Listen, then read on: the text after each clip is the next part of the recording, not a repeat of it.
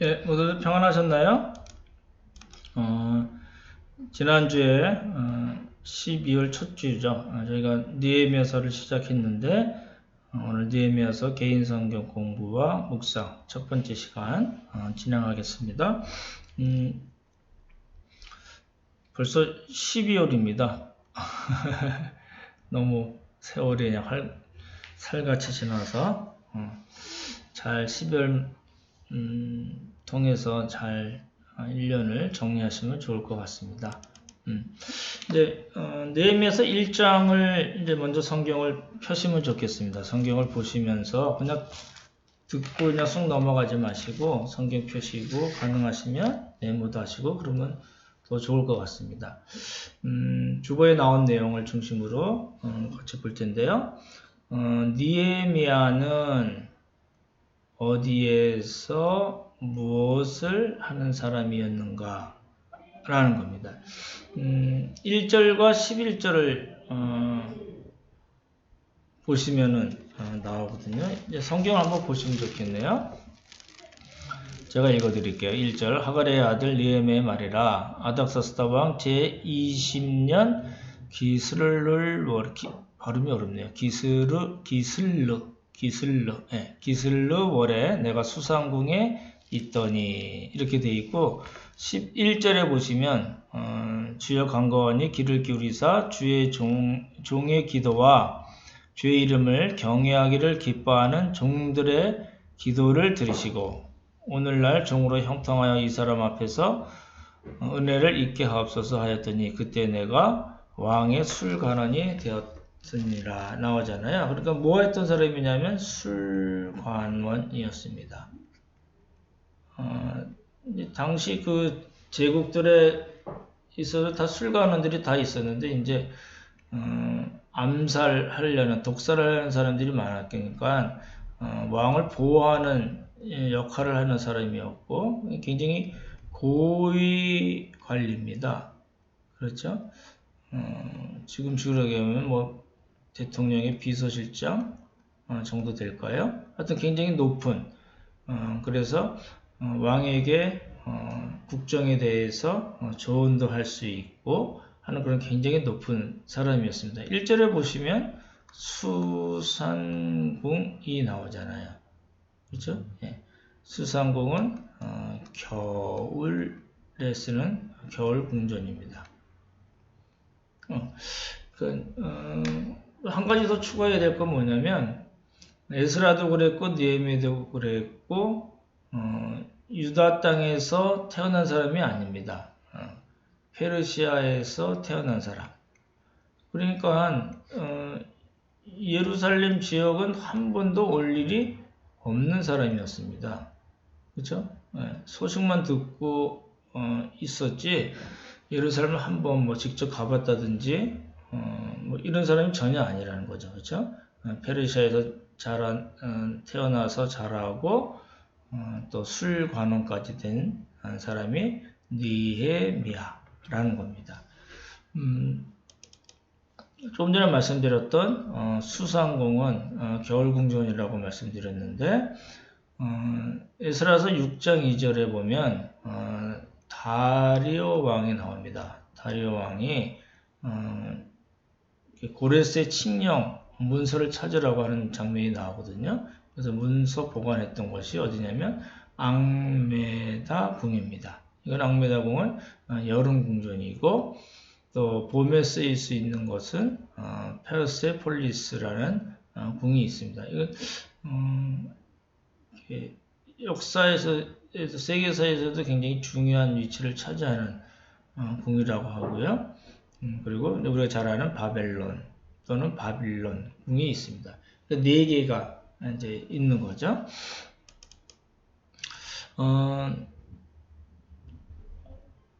느헤미야가 어떤 사람이었다는 걸 알 수 있는 걸 우리가 보면은 오늘 종이 형통하여 이 사람들 옛날 성경은 들로 붙였는데 지금 개역개정은 단수로 그냥 바꿨습니다. 이게 맞습니다. 이게 맞는 거고요. 이 사람 앞에서 은혜를 잊게 하옵소서. 근데 이 사람은 누굴까요? 네, 아닥 사스다 왕입니다. 기억을 해두시면 좋겠죠? 에스라 때도 아닥사스다 왕이 허락해서 에스라가 2차 귀환을 한 거잖아요. 느헤미야도 역시 마찬가지로 아닥사스다 왕 때 일입니다. 에스라는 아닥사스다 왕 7년이고 느헤미야는 아닥사스다 왕 20년으로 되어 있죠. 20년부터 32년까지 유다 지역에 총독을 한 겁니다. 그러니까 한 12년, 13년을 일한 사람이고, 그렇죠? 에스라하고 따지면은 13년 차이가 나는 거죠. 1차 포로 귀환 후에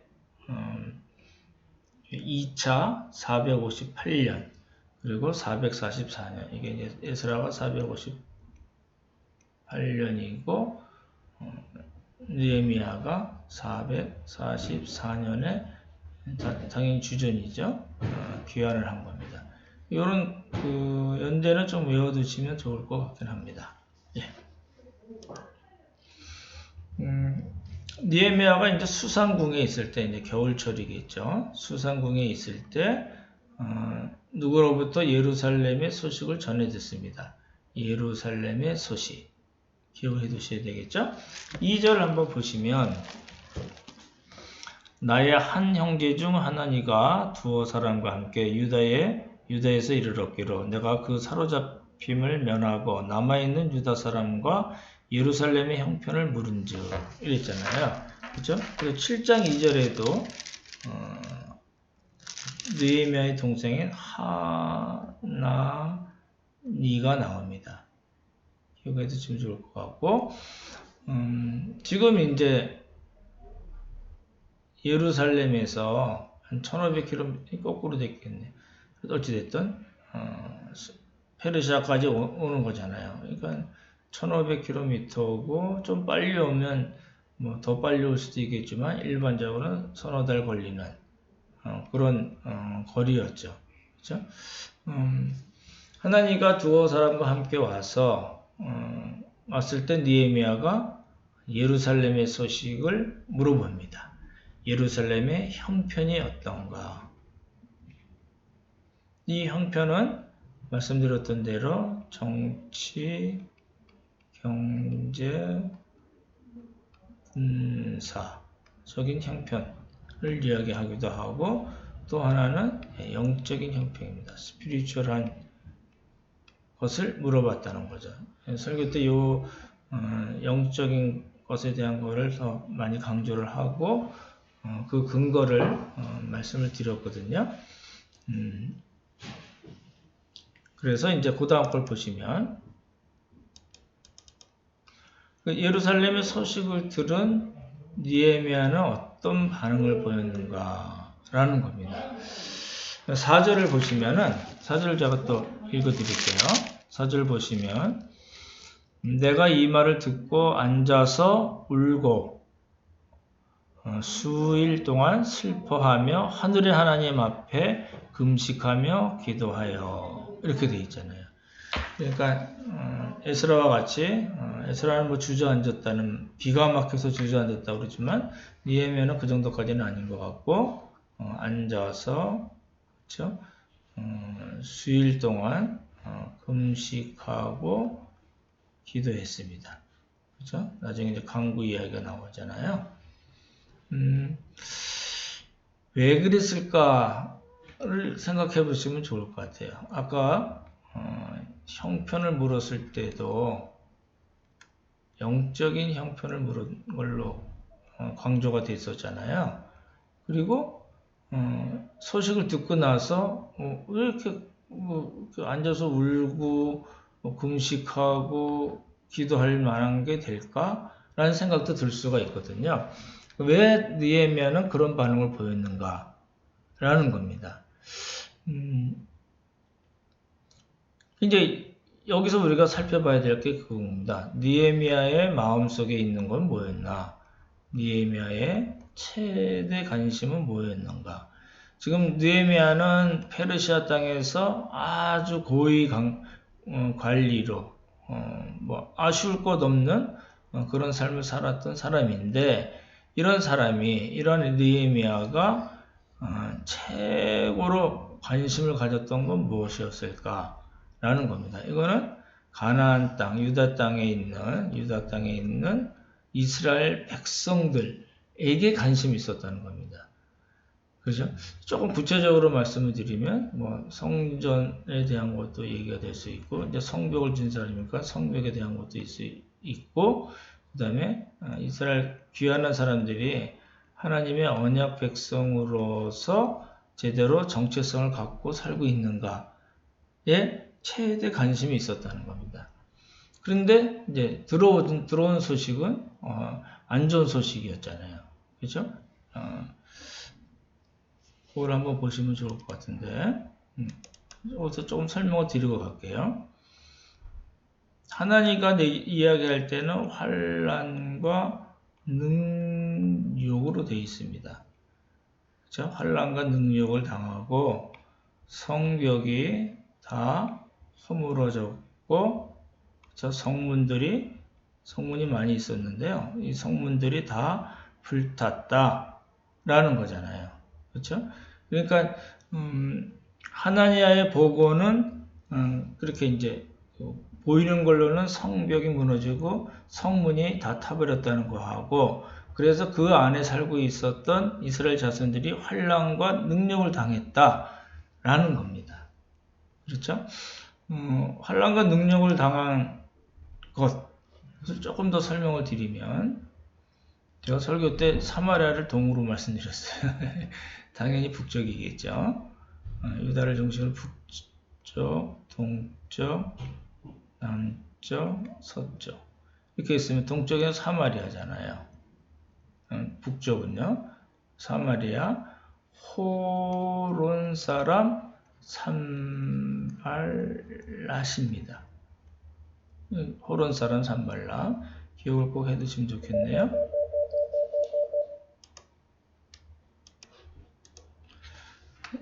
호론 사람 산발랏, 사마리아의 총독이겠죠. 그리고 동쪽에는 암몬 사람 도비야라고 나옵니다. 그래서 이 사람도 암몬의 총독으로 보이고요.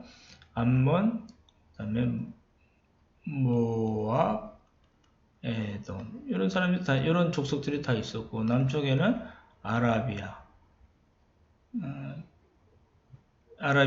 있고요. 여기 성경을 한번 다시 보시면 4장에 보시면요, 그 4장에도 아라비아 사람이 나오거든요. 4장 7절에 보셔도 되고요. 그리고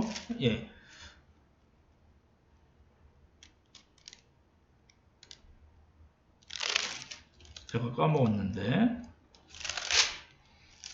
4장 7절을 한번 보시면 제가 읽어드릴게요. 산발락과 도비야와 아라비아 사람들과 암몬 사람들과 아스도 사람들이 이렇게 나오거든요. 그러니까 서쪽에서는 아스도, 우리 그 지도 공부할 때 나왔던 아스글론 가자 아시잖아요.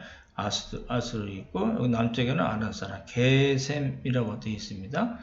그리고 동쪽에는 암몬, 모압, 에돔인데 대표적으로 도비야라는 사람이 나오고, 북쪽에는 호론 사람 산발랏.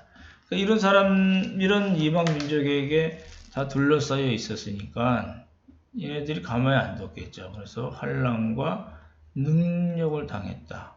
굉장히 강한 말입니다. 그렇죠? 이거를 이제 느헤미야가 예루살렘 오고 나서 3일 쉬고 밤에 라는 말이 나오거든요. 밤에 정찰을 나갑니다. 그래서 정찰을 나가서 한 이야기는 2장 17절에 보시면 두 개로 말씀을 제가 정리해서 말씀드렸죠. 곤경과 수치. 그렇죠? 이게 환난, 공경이 또 능력, 수치 이런 건 굉장히 강한 표현입니다. 그렇죠? 그래서 이스라엘 자손들이 얼마나 힘들게 살고 있었고 이방 민족들로부터 고난을 당하고 있었는가를 알 수 있습니다. 그렇죠? 이런 표현들은 다 그리고 이제 성벽이 나오고 성문이 나오잖아요. 그러니까 이런 것이 다 망가지고 불타고 했다는 거는 전부 다 뭐냐면은 하나님과의 관계에 있어서 틀어진 겁니다. 그 결과로 생긴 겁니다. 이게 그냥 온 게 아니고요. 어떤 결과로 이스라엘 자손들에게 주어진 것이라는 겁니다. 그걸 놓치시면은 느헤미야서를 읽기 조금 어렵거든요. 그러니까 이거는 성벽이 무너지고 성문이 불타고 환난, 능력, 공경, 수치 전부 다 뭐라고요? 이스라엘 백성들이 하나님과의 관계에 있어서 어긋났기 때문에 생긴 결과라는 겁니다. 그걸 설교 시간 때 말씀을 드렸고요. 4번 보시면 느헤미야는 하나님을 어떤 분이라고 생각하고 표현했을까? 라는 겁니다. 5절 보시면 롬드 성경을 보시면 좋겠네요. 5절 읽어드릴게요. 가로되 하늘의 하나님 여호와, 그러니까 하늘의 하나님. 그는 이방 사람들도 그렇게 표현을 하거든요.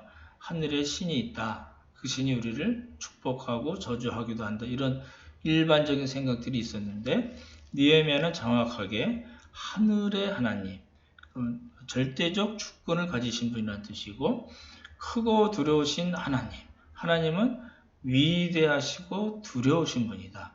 우리가 경외해야 할 하나님이시다 라고 얘기하거든요. 그렇죠?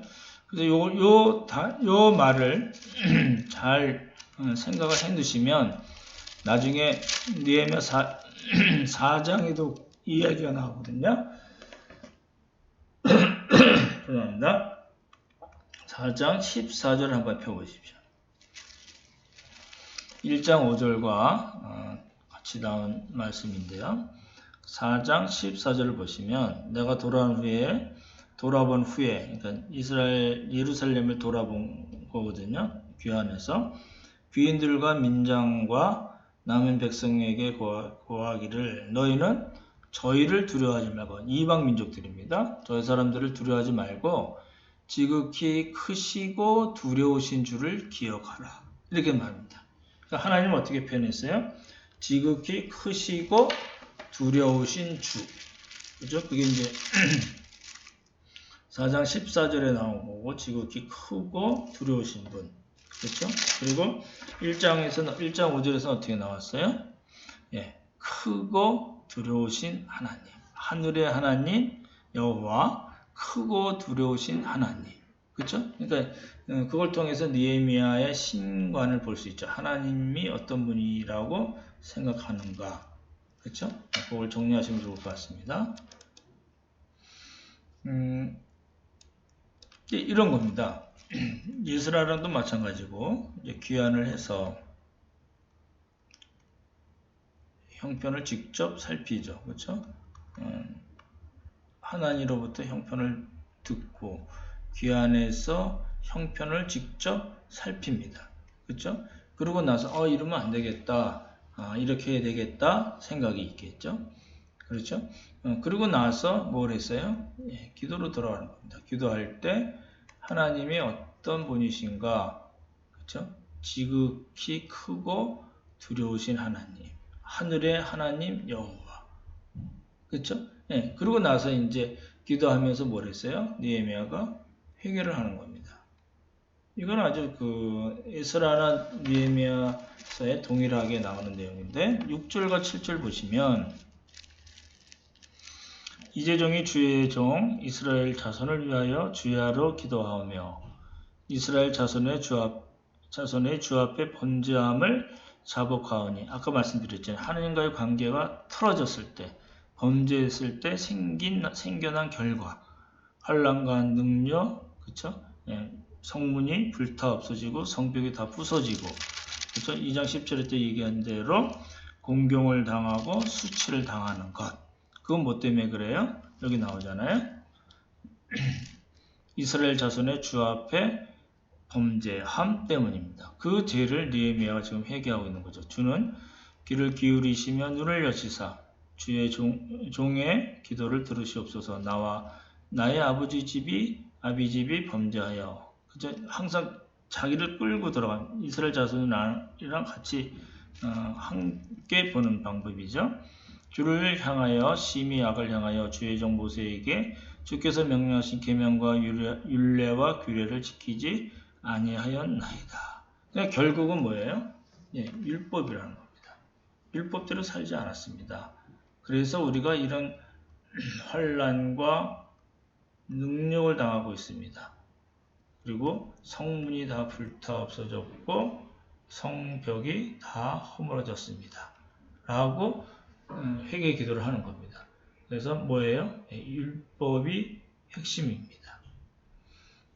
네 가지 기억나시죠? 율법, 기도, 그렇죠? 헌신과 동력. 요 네 개만 정확히 기억을 하시면 에스라 느헤미야서를 읽기가 훨씬 수월해집니다. 다 거의 그 영역 안에서 이야기가 되어지고 있거든요. 회개 내용 기억하시고 이제 8절과 9절이 이제 중요한 거잖아요. 이제 회개 기도를 했는데 이번에 보시면 하나님께서 모세를 통하여 이스라엘 백성들에게 뭐 했어요? 미리 경고하셨어요. 그렇죠? 예, 경고하신 것을 이야기하고 회복의 약속을 붙잡고 느헤미야가 하나님 앞에 기도하고 그리고 행동을 하는 겁니다. 뭐라고요? 예, 기도하고 행동에 나서는 겁니다. 이게 없으면 우리는 이제 기도만 너무 강조하는데 그렇지 않습니다. 기도와 행동이 밸런스를 가져야 됩니다. 그렇죠? 예.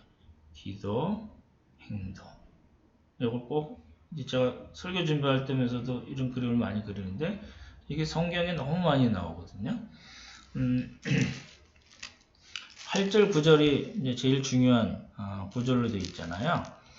8절에 보시면 옛적에 주께서 주의 종 모세에게 명하여 가라사대 만일 너희가 범죄하면 내가 너희를 열국 중에 흩을 것이요. 요건 뭐예요? 아까 설교 때 말씀드렸지만 경고라고 해야 되겠죠? 예, 일종의 징벌입니다. 징벌이기도 하고 하나님께서 징계하신 겁니다. 그게 이제 8절 내용이고 9절 내용을 보시면 9절은 어떻게 되어 있냐면 만일 내게로 돌아와서 내 계명을 지켜 행하면 뭐라고요? 여기서 느헤미야가 강조하는 것, 느헤미야의 기도 안에 가장 중요한 요소가 되어 있는 건 뭐냐면 계명입니다. 율법입니다. 그렇죠? 그래서 내게로 돌아와서 내 계명을 지켜 행하면 지키다, 행하다 같은 비슷한 단어를 두 번 반복해서 강조하는 거거든요.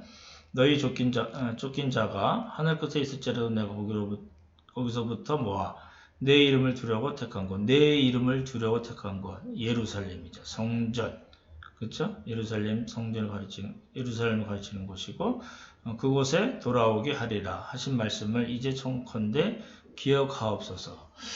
하나님이 당연히 기억하고 계시죠.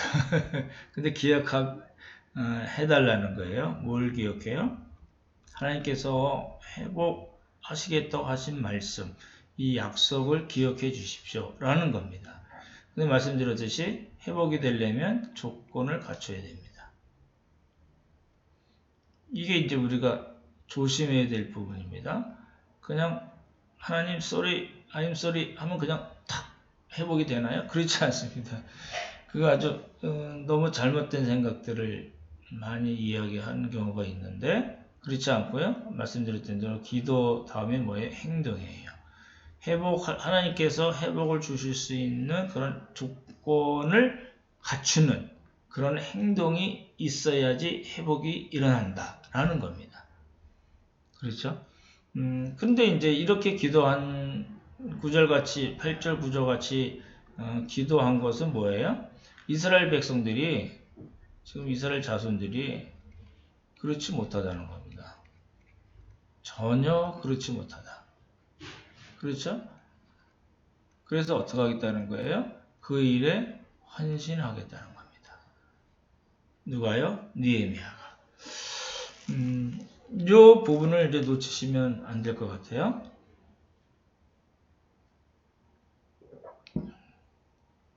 회복의 약속을 하나님께서 하신 것을 하나님 기억을 해 주십시오. 라는 거는 말씀드렸던 대로 이스라엘 자손들이 그렇게 지금 못 살고 있는 것. 명백하죠. 그래서 환난, 능력, 성문, 성벽이 타고 허물어지고 환난 능력을 당하고 있는 거잖아요. 징계를 받고 있는 겁니다. 그건 이루어진 사실이고, 근데 이제 이 회복의 조건을 아직 백성들이 죄를 범함으로써 율법에서 떠나고 하나님을 떠남으로써 그렇게 회복의 조건을 갖추지 못했다. 하지만 우리가 느헤미야 입장에서는 내가 그 일에 헌신하고 우리 이스라엘 자손들을 가르쳐서 하나님의 뜻을 이루겠습니다. 그러면 하나님 말씀하셨던 그 회복의 약속을 이루어 주십시오. 라고 기도한 겁니다. 그러니까 우리가 흔히 생각하는 기도하고는 조금 다른 측면이 많이 있습니다. 이제 7번 문제 보시면 이제 이 회복을 징계와 회복 얘기하고 9절에서 특별히 회복을 얘기하고 나서 10절에서 이스라엘 자손이 어떤 사람이기 때문에 그런 이야기를 했는가 라는 겁니다. 10절 보시면 이들은 그러니까 귀환한 이스라엘 자손들입니다. 이들은 주께서 일찍 큰 능력과 강한 손으로 구속하신 주의 종이요 주의 백성입니다. 출애굽을 얘기하는 거거든요. 주의 종, 주의 백성. 오늘 다르게 표현하면 언약 백성. 아브라함 통해서 또 시내산에서 다윗 언약을 통해서 하나님의 언약 백성으로 삼으신 그런 주의 종들, 주의 백성들이고 주의 종들입니다. 누가요? 예루살렘의 귀환에서 지금 이방 민족들로부터 환난과 능력을 당하고 성벽이 다 허물어지고 성문이 다 불타 없어진 그곳에 살고 있는 귀한 자들이 누구라고요? 하나님의 백성, 언약 백성이고 주의 종입니다. 라고 이야기하는 겁니다. 이런 백성들을 하나님 버리지 마십시오. 하나님께서 말씀하셨던 대로 징계하셨지만 이제 어떻게 해달라고요? 이제 회복시켜 주십시오. 라는 기도고 그 일에 제가 헌신하겠습니다. 라는 결단의 기도라는 겁니다. 그게 느헤미야 기도의 특징이에요. 굉장히 책임감이 있고 굉장히 영적으로 아주 굉장히 성숙한 그런 기도입니다. 그래서 한번 잘 본문을 다시 보시면서 생각하시면 좋겠습니다. 느헤미야는 이제 하나님께 형통한 복을 달라. 이게 이제 느헤미야에서 보면은 느헤미야가 자기 개인을 위해서 자신을 위해서 기도하는 것처럼 보이는 구절들이 나오거든요. 여기도 마찬가지냐. 11절에 보시면 근데 이제 이게 뭔 뜻이냐를 봐야 되겠죠. 주여 보아오니 귀를 기울이사 주의 기도와 주의 이름을 경외하기를 기뻐하는 종들의 기도를 들으시고 여기서 우리가 할 수 있듯이 율법 기도죠. 그리고 헌신이죠. 동역이죠. 똑같죠. 여기 이렇게 나오잖아요. 종의 기도를 들어주십시오. 그렇게 하지 않고 종의 기도와 주의 이름을 경외하기를 기뻐하는 종들의 기도. 그러니까 느헤미야의 기도와 종들의 기도. 동역자들의 기도라는 거잖아요. 그렇죠? 그리치고 오늘날 종으로 형통하여 이 사람 앞에서 은혜를 입게 하옵소서 하였으니 그때 내가 왕의 술관원이 되었었느니라. 그렇죠? 이제 은혜를 입게 해달라. 누구로부터요? 아닥사스다. 그렇죠? 아닥사스다 왕으로부터 아닥사스다 왕 20년부터 32년 말씀드렸잖아요. 그러니까 나를 형통하게 해주시면 하나님 제가 헌신하겠습니다. 그 일에 잘 헌신할 수 있도록 여건을 만들어 주십시오. 라는 이야기잖아요. 그렇죠? 이제 우리가 느헤미야의 반응과 기도를 쭉 살펴봤습니다. 그런 그 느헤미야의 본문에서 볼 수 있는 느헤미야의 반응과 기도가 우리에게 주는 메시지가 뭔가를 봐야 되잖아요. 근데 메시지는 사실은 내용에 다 들어 있습니다. 본문 내용을 잘 보시면 바로 메시지가 보입니다, 사실은. 그렇죠? 여러분 개인적으로 공부하실 때도 내용을 먼저 철저하게 잘 파악을 하시는 게 중요하거든요.